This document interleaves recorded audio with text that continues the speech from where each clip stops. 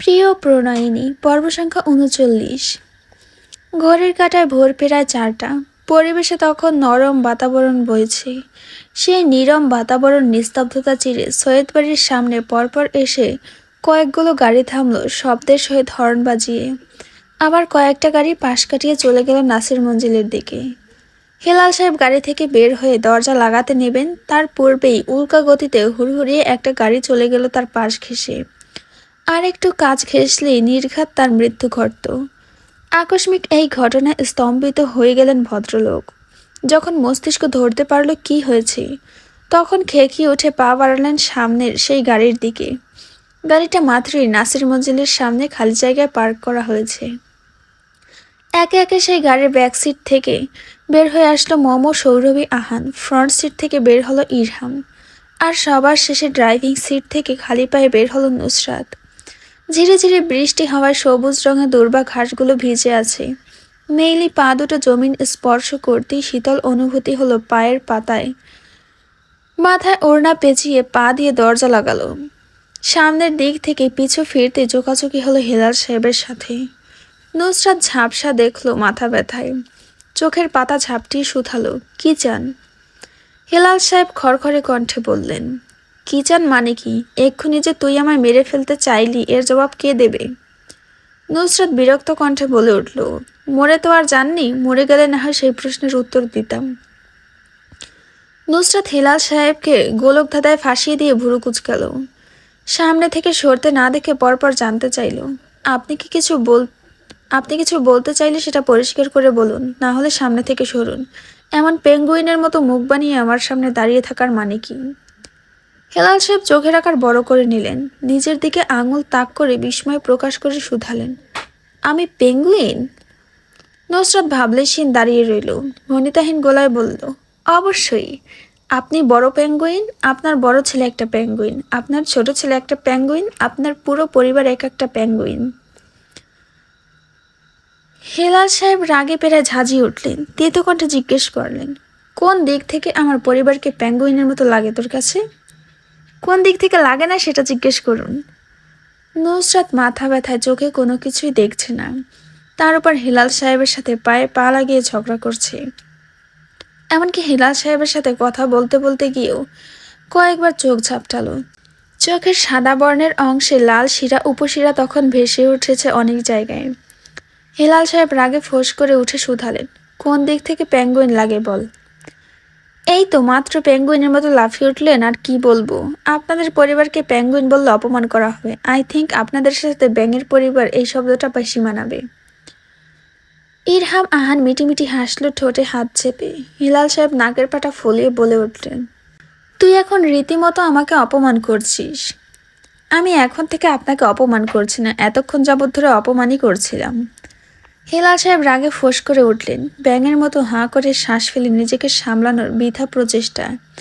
জিজ্ঞেস করলেন, আর এটা তুই দম্ভ নিয়ে বলছিসও? নুসরাত মাথা নাড়িয়ে বলল, অবশ্যই। নুসরাত নাসির সত্য কথা বলতে কখনো পিছপা হয় না। যদি আমার বলা বাক্যে দুনিয়ায় আগুন লেগে যায়, তবু আমি আমার এই সত্য বলা মুখ বন্ধ করব না। তোর মুখ থেকে বের হওয়া বাক্যে দুনিয়ায় আগুন না লাগতেও পারে, বর্তমানে আমার মাথায় আগুন লাগিয়ে দিয়েছে। নুসরাত ভুরু যুগলের মধ্যেখানে মেকি চিন্তার ভাঁজ ফেলে বলল, তাহলে তো এক্ষুনি আপনার মাথায় ঠান্ডা করার জন্য 1 ড্রাম কেরোসিন ঢালতে হবে।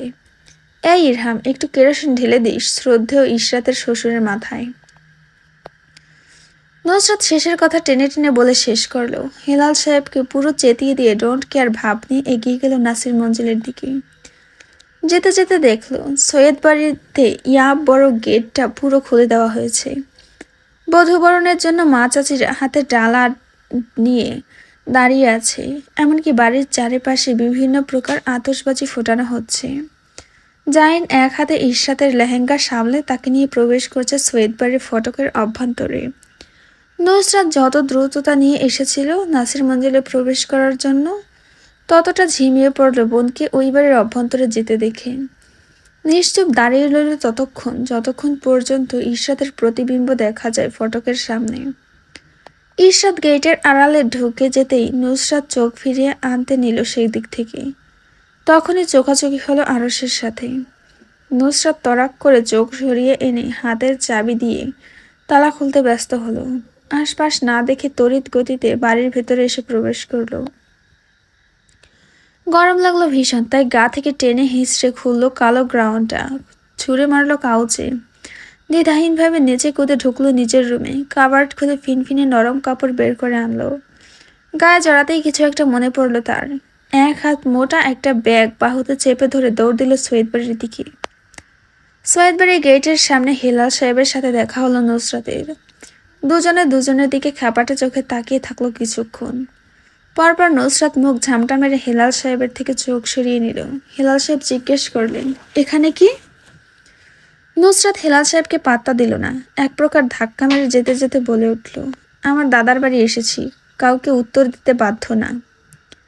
হেলাল সাহেব ব্যগ্র কণ্ঠে বলে উঠলেন, 13 বছর মনে পড়ল না দাদার বাড়ির কথা, আর এখন মনে পড়ল কেন, কারণ জানতে পারি? নুসরাত ঘাড় বাঁকিয়ে তাচ্ছিল্য করে হাসল হেলাল সাহেবকে উপহাস করে। বলে উঠল, কিছু মানুষ কবজা জমিয়ে বসেছিল, তাই আসতে পারিনি। এখন যখন এসেছি আর কেউ বের করতে পারবে না এই বাড়ি থেকে। লাশ হয়ে না হয় একদম বের হব, তার আগে না।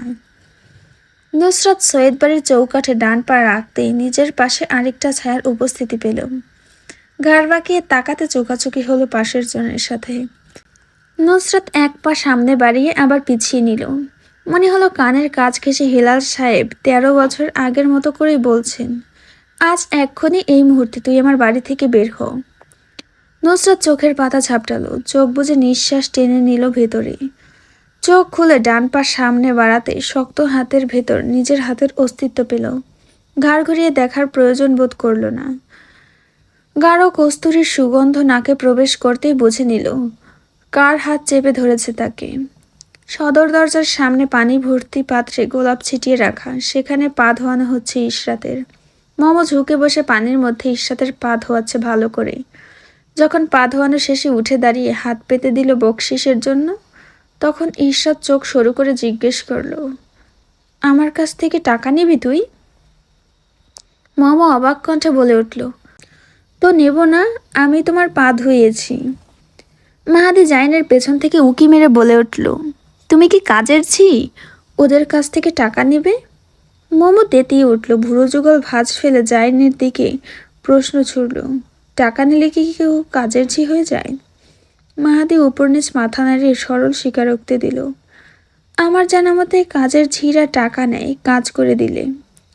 মাহাদির মুখ থেকে বের হওয়া কাজের ঝি শব্দটা বারবার শুনে মোমোর মুখের রং পরিবর্তন হতে শুরু করলো। মনে হলো কেউ কানে সীসা ঢালছে তার। নিমেষেই গা জ্বলে উঠল। ঝাঁজ মিশ্রিত কণ্ঠে কিছু বলতে নিবে নুসরাত ধাক্কি এসে প্রবেশ করলো। মুরব্বীদের মতো থু থু করে পানির পিক ফেলে বলে উঠল, হয়েছে, আর ঝগড়া করতে হইব না। লিপি বেগম নুসরাতকে এমন পান খেয়ে ঠোঁট লাল করে নেওয়া দেখে অবাক হলেন। আরও অবাক হলেন হঠাৎ তার আগমনে। পরপর দুটো অবাকতা গিলে নেওয়ার পূর্বেই নুসরাত নিজের মোটা ব্যাগ থেকে টাকার বান্ডিল বের করল। জাইনের দিকে তাকিয়ে হেসে হি হি করে বলে উঠল, আজ একটু বেশি আপনাকে সুন্দর লাগছে, তাই নজর কাটাতে চলে এসেছি। কথা শেষ করে থু থু করে পিক ফেলল। পান সচরাচর না খাওয়ায় পানের পিক ভুলে গিলে নিল, আর এতেই বিকৃত হলো মুখশ্রীর। অতিরিক্ত তেতো পান হওয়ার দরুন মুখের গঠন বদলে নিল। ওয়াক করে পিক ফেলল, না চাইতেও মুচড়ে উঠল শরীর। নুসরাত আবারও পান চিবিয়ে নিয়ে বলে উঠল, তাহলে নজর কাটিয়ে নেই। লিপি বেগম নুসরাতের ব্যবহারে ভীষণ খুশি হলেন। তাহলে মেয়েটা মিলেছে তার ছেলেদের সাথে। বাড়ির কর্ত্রীরা তাকে বিশ্বাস করলেও ইরহাম, আহান, ইশরাত, জাইন, এমনকি কয়েকদিন পূর্বে পরিচিত হওয়া মাহাদি বিশ্বাস করল না তাকে। আরশের গা ঘেঁষে দাঁড়িয়ে বলে উঠল, তোর বউটার ভিতরে ঘাপলা আছে, দেখবি নির্ঘাত কিছু একটা করবে। এত পীড়িত জাইন ভাইয়ের সাথে আমি ঠিক মেনে নিতে পারছি না। এই দেখ, আমার দম গলার কাছে এসে আটকে আছে। মাহাদির এত কথার বিপরীতে আরও শীতল কণ্ঠে বলল, নজর কাটিয়ে টাকা ওর ব্যাগেই ঢুকিয়ে নেবে। মাহাদি বিশ্বাসই করল না, হেসে উড়িয়ে দিল আরশের কথাটুকু। বলল, না, এমন করবে না। নজর উঠানোর টাকা আবার কে ব্যাগে ঢোকায়, অন্য কিছু করবে ও। কেউ না করলেও নুসরাত নাসির ঢোকাবে নিজের ব্যাগে। মাহাদি দুই পাশে মাথা নাড়িয়ে বলে উঠল, এমন কিছু করবে না, এতটাও খারাপ না তোর বউ, এর চেয়ে বেশি খারাপ। আরস কথা বলল না, প্রয়োজন বোধ করলো না এই এই কথা বলার।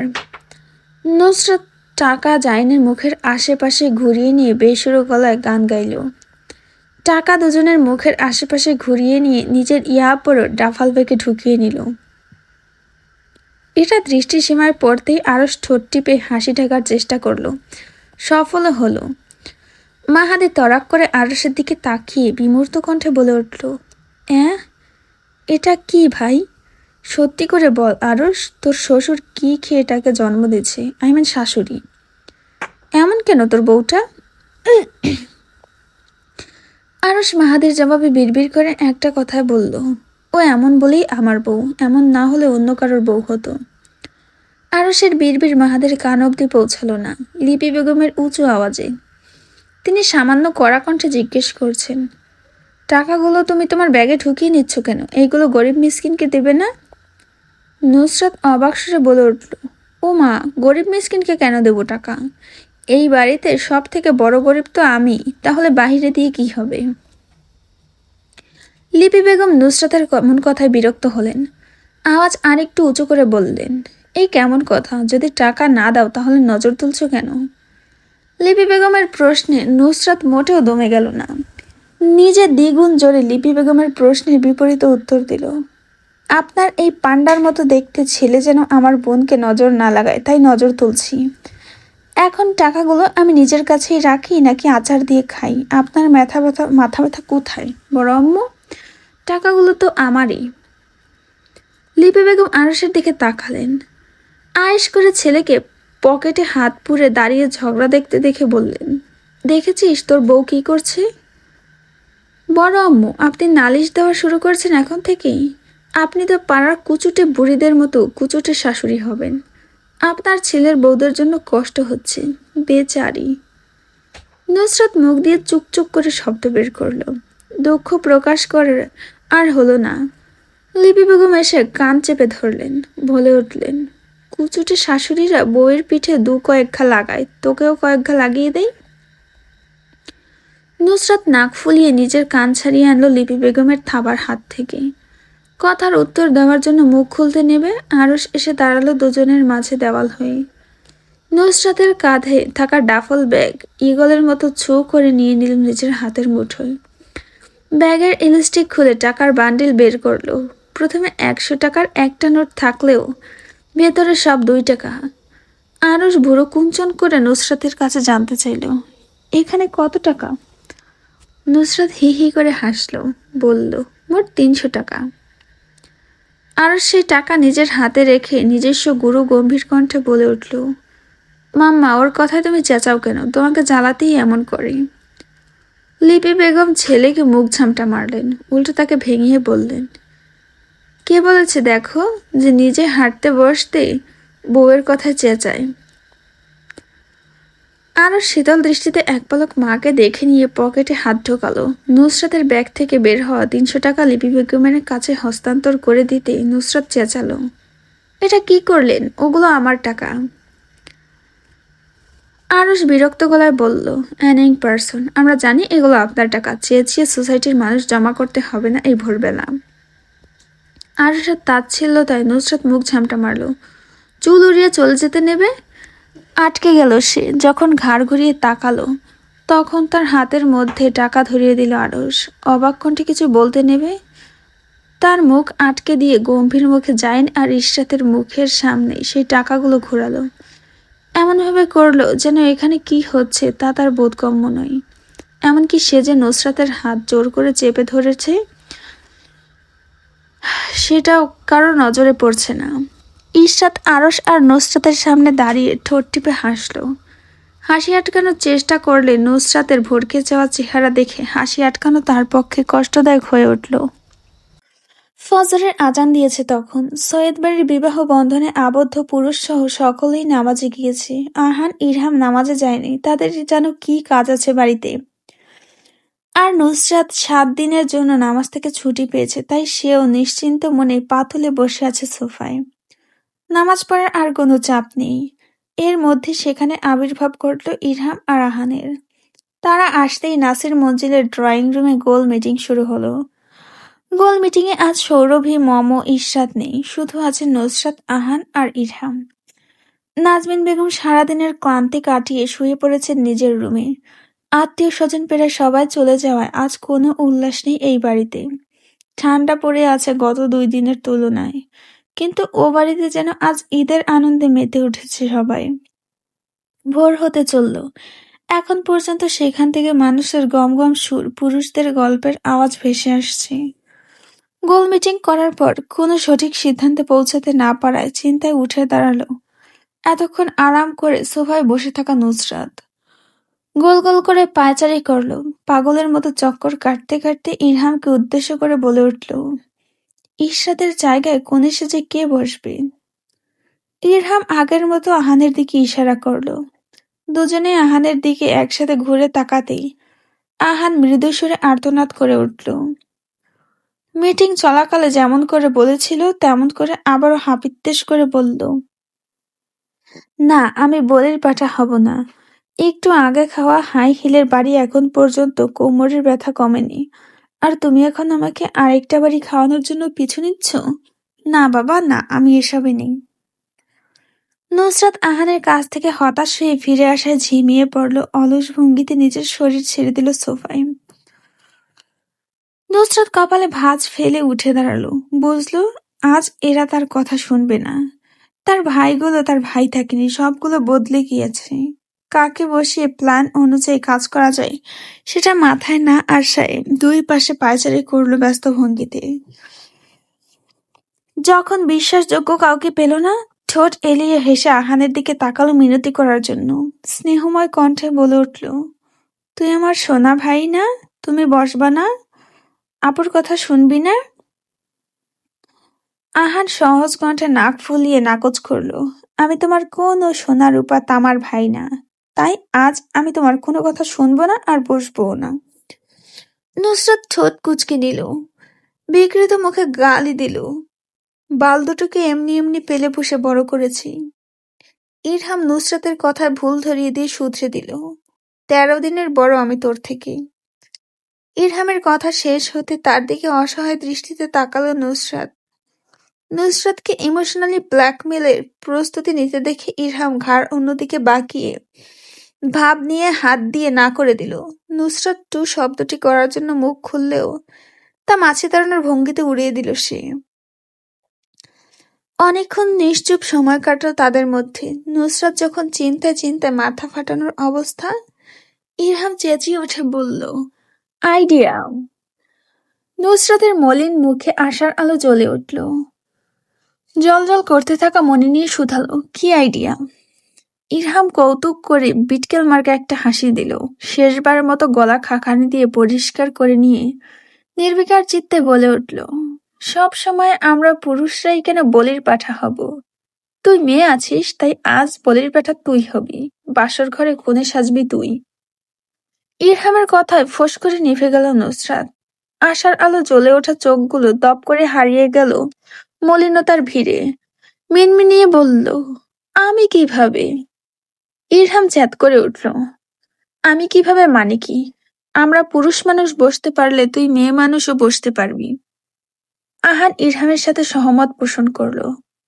নুসরাতকে দেনামোনা করতে দেখে ইরহাম বলে উঠল, আজ তুই বসবি মানে বসবি। এই আহান, না ওরে ধর।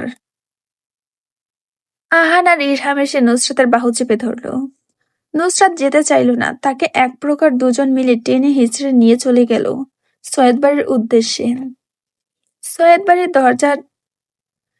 বাড়ির সদর দরজা দিয়ে টেনে নিয়ে ভেতরে ঢুকতে সম্মুখীন হলো অনেকের। চেনা অচেনা মানুষ দেখেই নুসরাত গা ঝাড়া দিয়ে দাঁড়িয়ে পড়ল। তার বাহু ধরে টেনে আনা ইরহাম, আহানও চুপটি করে দাঁড়ালো। মুখে তিনজনের নিষ্পাপ ভাব, যেন ভাজা মাছটি উল্টে খেতে জানে না। সবাইকে অদ্ভুত ভঙ্গিতে তাকিয়ে থাকতে দেখে তিনজনই হাসলো হে হে সুর ধরে। ভদ্রভঙ্গিতে মাথা নিচের দিকে ঝুঁকিয়ে সুরসুর করে একে অন্যের পিছু পিছু চলে গেল। জাইনের রুম কোনটা না জেনায় নুসরাত নখবিহীন সর্বপ্রথম খোলা একটা রুমের ভেতরে ঢুকে পড়ল। পর মুহূর্তে আবার ফরফরিয়ে বের হয়ে আসলো। আহান আর ইরহামকে আহান আর ইরহাম কি আছে জানতে চাইলে নুসরাত ওদেরকে বগলদবা করে নিয়ে চলে গেল। শুধালো, জাইন ভাইয়ের রুম কোথায়? গাধার মতো আমাকে আগে পাঠাচ্ছিস কেন? আমি চিনি কিছু এই বাড়ির? ইরহাম সন্দিহান চোখে নুসরাতকে অবলোকন করে জানতে চাইল, ওই রুমে কি দেখেছিস তুই?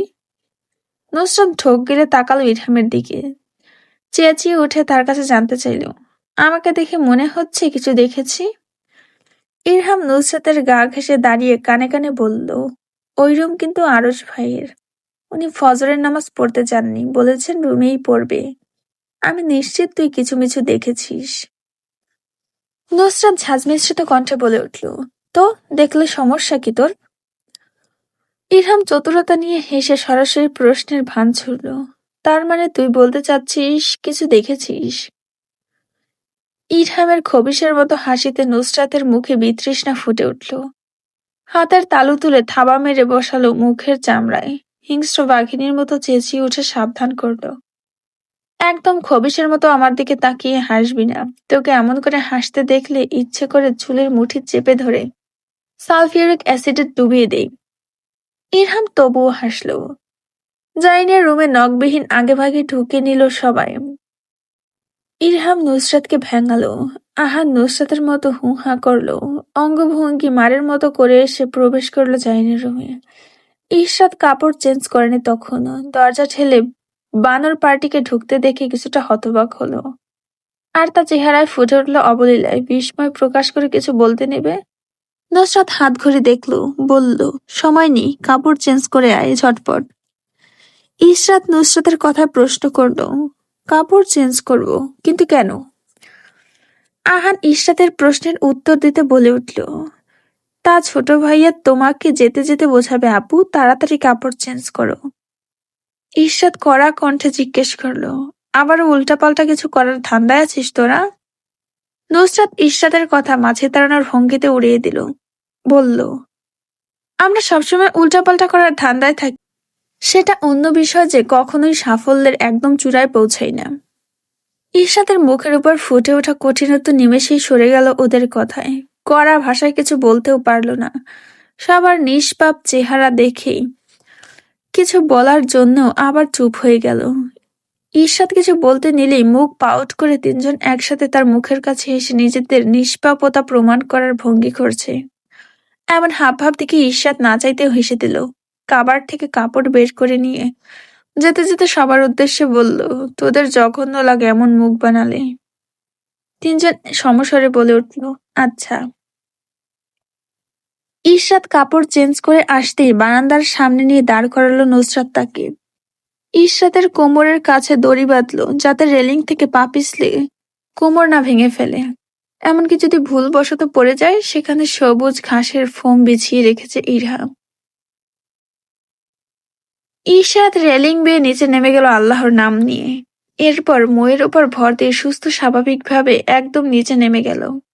সৈয়দ বাড়ির ইরহাম আহান ছাড়া কেউ জানতেই পারল না বিয়ের রাতে বউকে নিয়ে চলে গিয়েছে তার ভাই বোন। আবার ইরহাম ফোম পেঁচিয়ে নিয়ে স্টোর রুমে রাখলো মই দড়ি সব জায়গা মতো রেখে। নুসরাতকে থামস আপ দেখিয়ে পালালো নাসির মঞ্জিলে। সে জানে নুসরাত ফাঁসবে।